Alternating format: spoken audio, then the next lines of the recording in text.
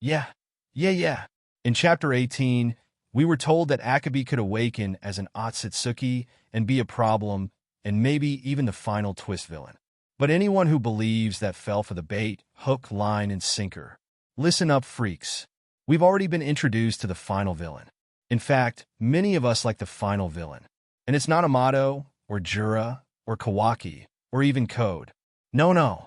The final villain is going to be Himawari. Now hold on a second. Let me explain myself. A few days ago, someone made a post on here. I can't find the post anymore, pointing out a potential way that Ike and Kishi might retcon Kagaya's motivations. That instead of saying she attacked her sons out of some insane psychological switch, so on her chakra back, she actually got corrupted in some way when she merged with the original Divine Tree and became the first Shinju of the story, and her targets for devouring were her two sons. While I know she's not a Shinju like we know them currently, they are the closest things to Kagaya that exists in the universe. And I know that this retcon might seem bullshit to some, but remember, most of what we know about Kagaya's life on Earth comes from known competitive liar Black Zetsu and Hagoromo. And when you consider that the two brothers didn't even know that their mom fused with the Divine Tree until Afterbeat that Zetsu told us at the end of Part 2, I wouldn't trust the Sage of Six Paths to know everything. So Kagaya, the Otsutsuki Shinju. We know that her chakra was spilt among the planetary beasts, and her bloodlines are all over the place, but mostly concentrated in the Uchiha/Uzumaki path and the Hyuga path. And oh, what do we have here? All three localized almost entirely in the Nujin Princess of the Leaf? At this time of year? May we see it? Not yet. Let's think about Himawari's motivation to get stronger. It given to us plain as day. It's to help her family. This even extends into TBV, as in her first appearance she's still in training to help Boruto Kawaki, because she doesn't believe that either of her big brothers are bad people. She's the little girl that likes drawing purely so that she can show her dad.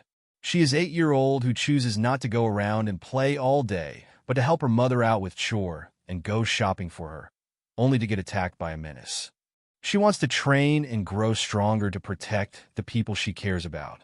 And not in Kawaki's way either, where he only cares about Naruto and everyone else can eat shit and die. In the anime, EW anime canon, yuck, she is not someone to withhold her kindness from anyone. Not Shikaku, not that one annoying classmate of hers, not even her teacher that tried to kill her. And so, when the tailed beasts come to her to combine with her, the sole thing on her mind will be, this is for my family. So that when she assumes her Otsu Shinju form, it might take a while, and she might even have the willpower to fight it off at first, but she will eventually instinctively crave to devour her family. All of them. Oh, why do you think the beasts are going to combine with her one? Did you not read the top of the post? This is not an entirely serious theory. I am channeling my pure Himawari fanboy to make this shit. I know this has at most a 0.02% chance of being even possible, but I genuinely hate basically every other post on this sub. So, why not add more trash to the pile? 2. Hagoromo told the beast to scatter and live long lives until a good person worthy of their powers comes along. I'm paraphrasing. Now, if I'm a tailed beast and the power creep and starting to make me look like I'm base Kiba, I would look at the sweet little girl, who is the daughter of the pervious person you entrusted your chakra to, and technically now their little sister, and accept that it's better than being part of a different divine tree. Who knows, perhaps Juro will pivot to the other beast since he can't have the 9 tails. This is under the assumption that he was actually going for the 9 tails as the largest chunk of the old 10 tails, and not just after Naruto, because he's the GOAT. I don't know when or how we're going to get there, but I can tell you almost exactly what's going to happen. All our enemies are going to be destroyed or dealt with. Perhaps to pull a good old-fashioned ceiling on Jura, since it's either that or power sprint Boruto and Kawaki to his level by Chapter 50. Ick. But the day will be mostly saved. I'd have got rid of your omnipotence and got a boyfriend off screen. Somehow, it'll be Iwabi.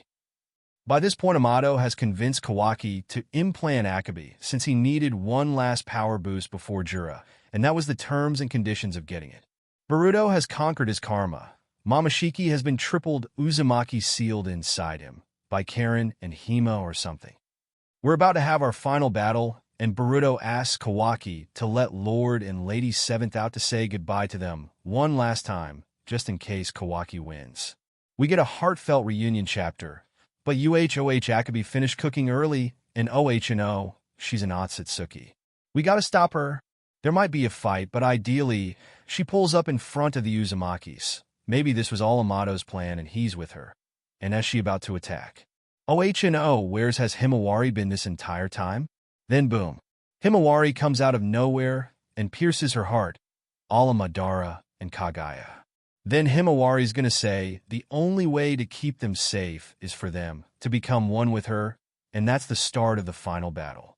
Anywho, this is something I spent 5 minutes thinking about and 45 minutes writing, so if you made it this far, continue the joke. Write some bullshit about how Sarada's Mangekyo has a unique Jinjutsu that will snap Himo out of it or something. Or if you're going to tell me that I'm wrong, and at least make up a more bullshit theory to counter mine. Anyway, goodbye.